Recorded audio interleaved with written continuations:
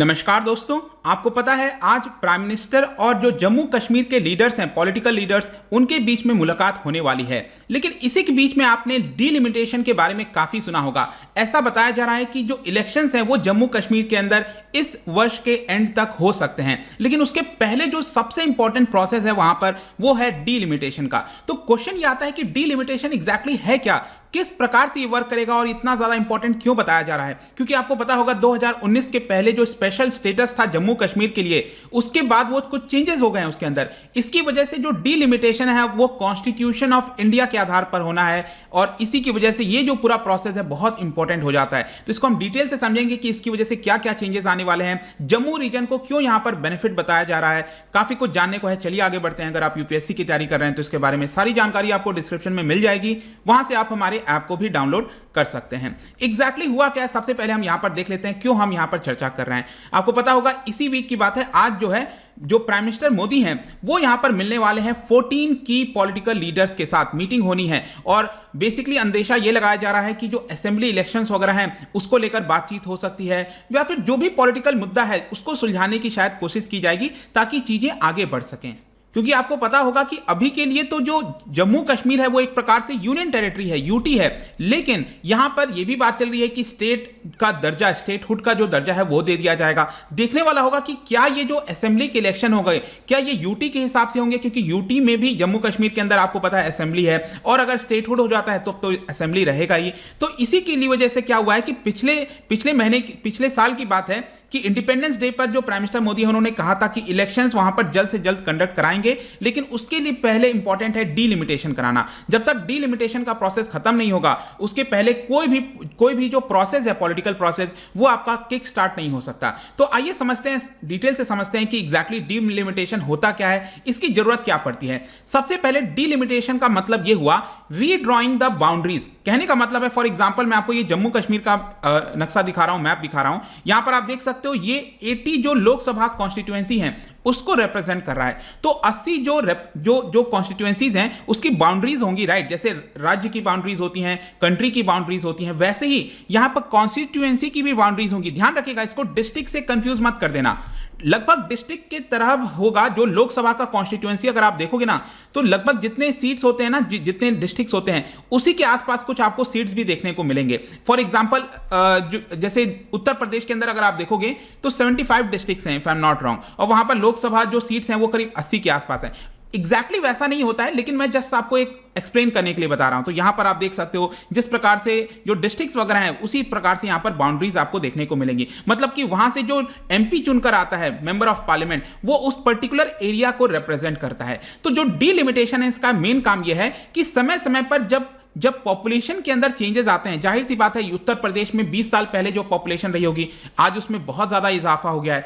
तो एक जो मेंबर ऑफ पार्लियामेंट है, रिप्रेजेंटेटिव है, वो सर्टेन नंबर को ही तो रिप्रेजेंट कर पाएगा। अब सपोज मैं कहूं कि एक जगह एक एमपी है जो कि यहां पर 1 लाख लोगों को रिप्रेजेंट करता है, 1 लाख लोगों की सेवा करता है, और एक जगह कोई एमपी है जो कि 1 करोड़ लोगों की सेवा करता है। तो क्या 1 करोड़ लोगों को वो रिप्रेजेंट कर सकता है? पॉसिबल नहीं है यहां पर सबसे मुलाकात करना, बातचीत करना।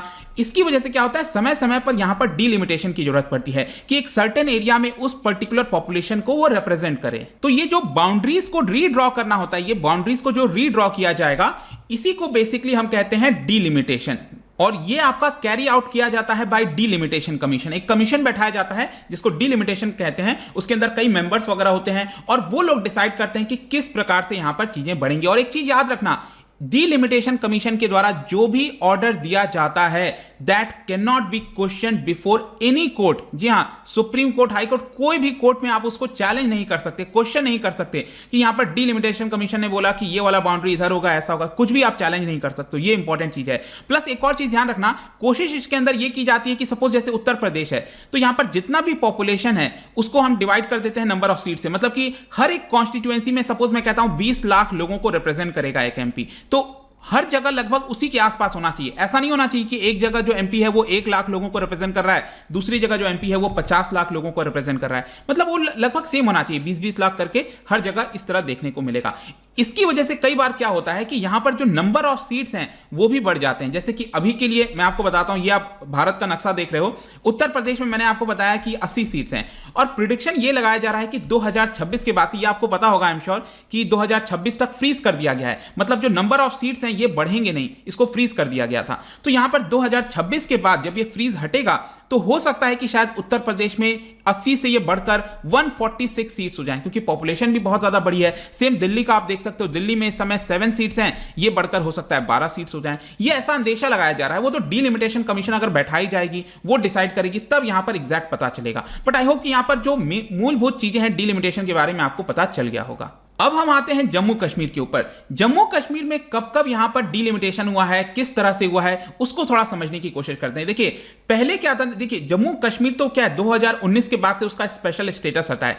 2019 के पहले आपको पता है जम्मू कश्मीर का खुद का भी संविधान था। तो वहां पर अगर हम जम्मू कश्मीर के लोकसभा कॉन्स्टिट्यूएंसी की बात करें, ध्यान से समझिएगा, अगर हम लोकसभा वाले सीट्स की बात करें, वहां पर आई थिंक कितने हैं, शायद 5 थे ना, 5 या 6 थे, एग्जैक्टली नहीं याद आ रहा है, आप देख लेना। लेकिन लोकसभा वाला जो सीट्स था उसकी जो कॉन्स्टिट्यूएंसी थी वो डिसाइड किया जाता था कॉन्स्टिट्यूशन ऑफ इंडिया के आधार पर। मतलब जो पूरे देश का, हमारे देश का जो संविधान है उसके हिसाब से डीलिमिटेशन होता था। लेकिन उस राज्य के अंदर जो असेंबली सीट्स हैं, जो विधानसभा है, वहां पर वो बेसिकली डिसाइड होता था जम्मू कश्मीर के संविधान के आधार पर। और यही मेन डिफरेंस था। और वहां पर एक एक्ट है, Jammu and Kashmir representation of the people act 1957, इसके आधार पर डीलिमिटेशन वगैरह चला करता था। तो अभी तक अगर आप देखो, अब लोकसभा हटा दो, यहां पर हम लोकसभा की बात नहीं कर रहे हैं, लोकसभा तो ऑलरेडी आपका कॉन्स्टिट्यूशन ऑफ इंडिया के आधार पर चल रहा था, वो एक अलग चीज है। यहां पर हम स्पेशली बात कर रहे हैं जम्मू कश्मीर के अंदर जो विधानसभा का चुनाव होना है उसको लेकर डीलिमिटेशन कितनी बार हुआ है। तो ये हुआ है आपका 1963, 1973, 1995 में।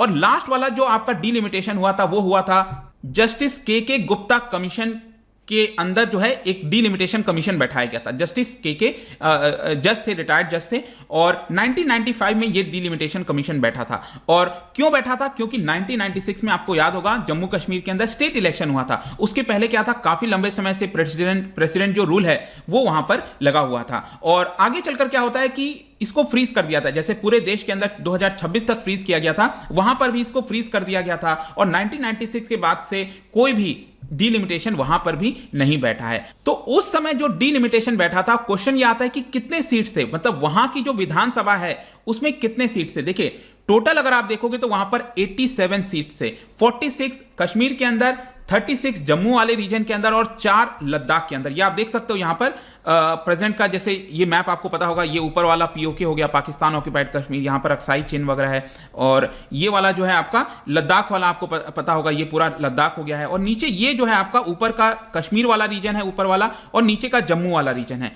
तो यहां पर टोटल इसको मिलाकर 87 सीट्स थे, पिछला वाला जो डीलिमिटेशन हुआ था। इस 87 सीट्स में आप देखोगे तो 46 कश्मीर के अंदर, 37 जम्मू के अंदर, और 4 जो है ये लद्दाख वाला वहां से आता था।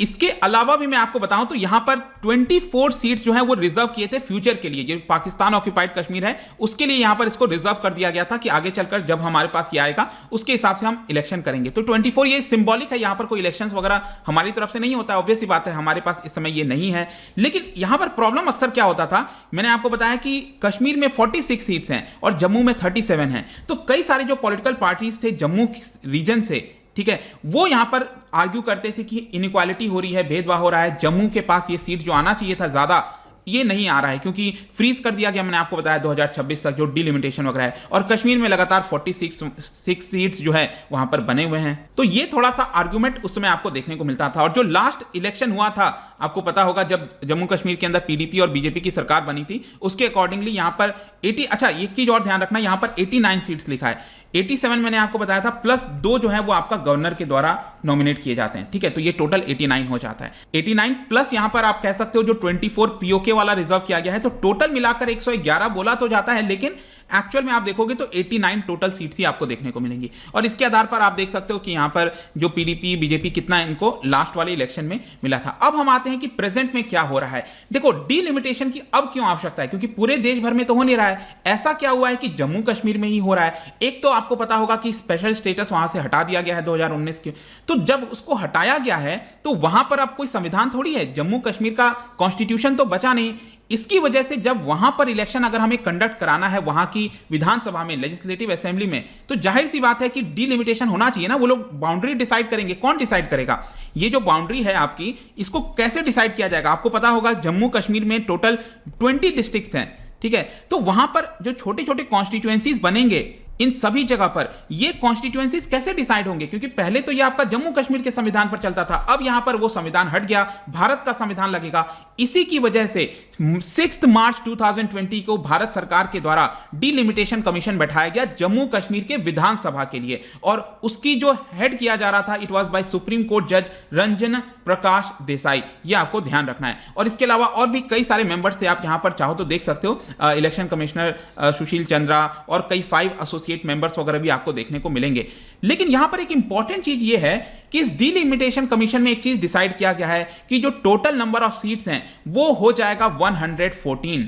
अब ये 114 कैसे है? देखो यहां से आप समझ सकते हो। मैंने आपको पहले ही बोला था कि टोटल मिलाकर ये पहले कितना था? 111 था, ठीक है। ये टोटल मिलाकर कितना था? 111 था पूरा पीओके, और ये पूरा अगर आप मिला दो कोई 111 में मैंने आपको बोला लद्दाख तो अलग हो गया ना, ये यूनियन टेरिटरी। तो लद्दाख यहां पर 111 में से लद्दाख अलग हो गया, तो टोटल कितना हो गया? 107, ठीक है। तो 107 आपका होना चाहिए था, लेकिन यहां पर 7 और सीट बढ़ाई जाएंगी। किसके लिए?